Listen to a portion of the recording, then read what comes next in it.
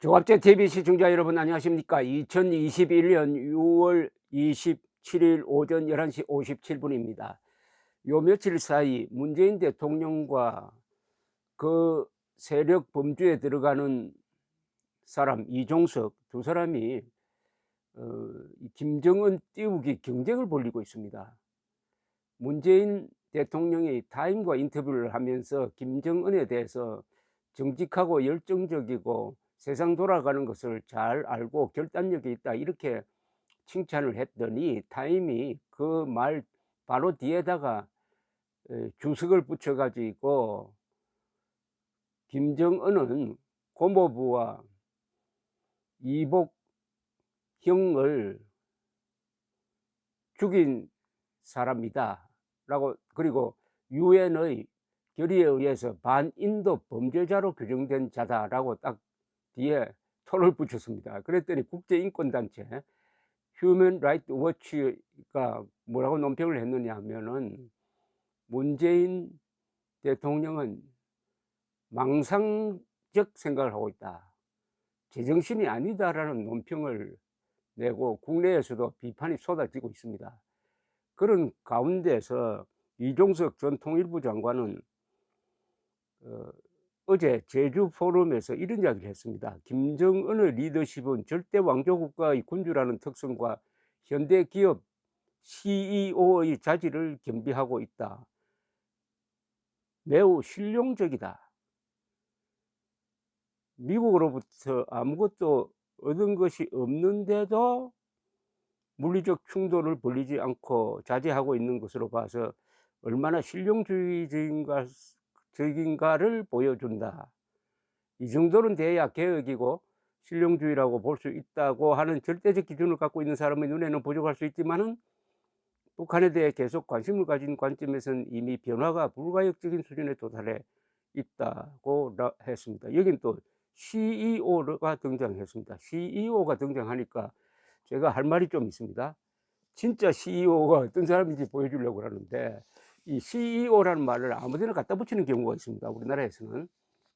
CEO는 Chief Executive Officer, 최고 경영자라는 뜻입니다. 보통 사장, 회장을 가리켜서 이렇게 이야기하는데, 전문적 능력을 가진 사람인데 회사 운영에 최고의 기능을 가졌다 이런 뜻이죠. 상당한 칭찬이죠, CEO라고 하면은. 그런데 김정은의 다른 여기 아까 절대 군주 그건 젖혀놓고 김정은이 CEO라고 하는 데 대해서는 의아해하지 않을 수가 없습니다. 김정은 보고 정직하다고 하는 표현이나 CEO라고 하는 표현이나 똑같지 않습니까? 그 엉뚱하면서. 그럼 어떤 사람이 CEO냐? 박정희 같은 사람이 CEO죠. 위대한 CEO죠. 박정희는 그 생애가 교사, 군인, 혁명가, 그리고 CEO였습니다. 이 네 개가 하나로 융합된 사람이었습니다. 교사적 군인이고, 군인 출신 혁명가고, 혁명을 일으켜 가지고 기성 질서를 뒤집어 엎을 뿐만 아니라 창조를 했습니다. 뒤집어 엎는 데 끝나면 그것은 혁명가죠. 그러나 창조를 해 가지고 최악의 조건에서 최단시간 내에 최소한의 희생으로 최대의 업적을 남긴 위대한 CEO가 되었습니다. CEO, 혁명가, 군인, 교사, 이걸 한 몸에 조화롭게 융합한 사람입니다. 이런 사람이 CEO예요. 김정은을 지금 북한이 경제 위기에 몰려 가지고 아마 큰일이 나기 직전입니다. 어떻게 핵무기 미사일을 만들면서 북한에서 제대로 된 커피 하나 만들지 못합니까? 그래서 커피 값이 그렇게 막 뛰고 있답니다. 저 스타벅스나 이쪽 커피 맛을 들인 사람들이 있어 가지고 어떻게 핵폭탄을 만들면서 커피 하나 제대로 못 뽑고 있는 이런 북한 체제의 수령 김정은을 CEO에 비유할 수가 있느냐 이겁니다. CEO들이 울고 가겠습니다. 좋습니다. 김정은이 CEO라면은 박정희는 하느님입니다. 그 이유를 제가 설명드릴까요? 박정희의 10대 업적, 그걸 제가 읽어 드리면서 여러분들 한번 생각해 보십시오. 요 중에 세계 최고가 몇 개가 있는지. 첫째, 중화공업 건설, 세계 5대 공업국이 되었습니다. 두 번째, 의료보험을 시작을 했습니다. 세계 최고 의료 시스템을 구축했습니다. 4대강 유역 개발을 통해서 수도권 내 물 부족 현상을 근본적으로 해결을 했습니다. 10년 동안 댐을 10개를 만들었습니다.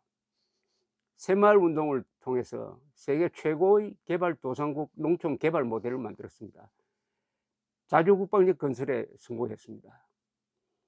월남 파병 및 중동 진출, 그 다음에 원전 건설, 세계 최고의 효율성과 안정성, 고속도로 등 인프라 건설, 산림 녹화 및 그린벨트 지정, 민족문화 창달 및 중산층 강화, 이게 박정희 10대 업적인데, 이 중에서 세계 최고를 뽑으면은 6관왕쯤 됩니다. 중화공업 건설, 의료보험, 산림 녹화와 4대강 개발, 새마을 운동, 원전, 고속도로 분야에서는 세계 1등입니다. 20세기 가장 위대한 CEO였습니다. 문재인 대통령이 원전 산업을 파괴하듯이 의료 체제를 지금 부수지 않는 게 참 다행입니다. 워낙 건설한 게 많으니까 이거 때려 부수려고 해도 시간이 상당히 많이 걸립니다. 4년 가지고는 안 됩니다. 박정희가 이룩한 위대한 CEO로서의 이 10대 작품을 때려 부수려면은 아마 좌파 정권이 한 50년 집권해야 될 겁니다.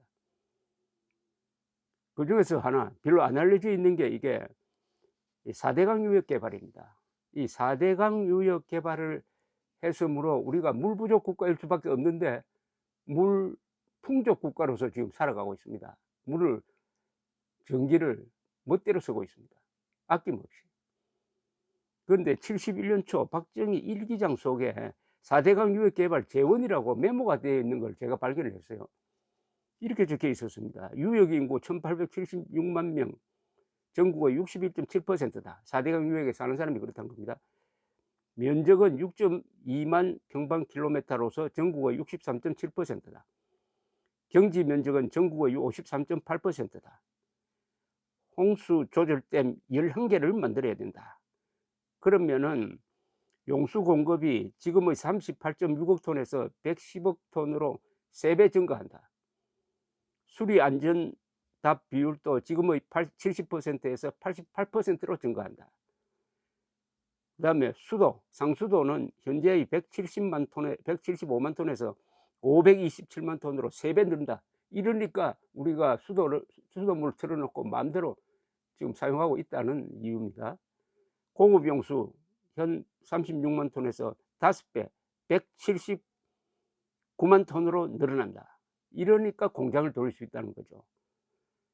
황폐한 산은 100% 일소한다. 그런데 놀라운 사실은 투자하는 돈이 3,140억 원이랍니다. 요새 중소기업 공장 하나 돌리는 경비밖에 안 들어갑니다. 그런데 이건 계획이었어요. 근데 나중에 이게 어떻게 됐느냐 해서 자료를 찾아보니까 딱 요대로 됐습니다. 이게 위대한 CEO가 하느님이란 증거죠. 여기 메모 하나 했는데 그 메모가 이 세상이 되어 버렸습니다. 그래서 박정희는 하느님이란 겁니다. 제가 김정은이 CEO라면은 CEO라고 하자 그래요. 그럼 박정희는 하느님이랍니다. 하느님이죠. 신이라는 거죠. 최악의 조건에서 최단기간 내에 최소한의 희생으로, 최소한의 희생이 중요합니다. 최대의 업적을 남겼다. 여기에는 안 썼지만은 세계 최고 하나를 더 보탠다면은 요사이 미얀마에서 하루에도 수십 명씩 죽이고 있습니다. 시위대에 발포를 해가지고. 박정희 대통령 집권 시기에 18년 동안 얼마나 많은 시위가 있었습니까? 한 번도 발포 명령을 내린 적이 없습니다. 미국에서 만약 그런 시위가 있었다면 미국은 발표 명령 내리지 않아도 총 쏴가지고 수백 명 죽었을 겁니다. 근데 박정희는 단 한 사람의 시위대도 죽이지 않았습니다.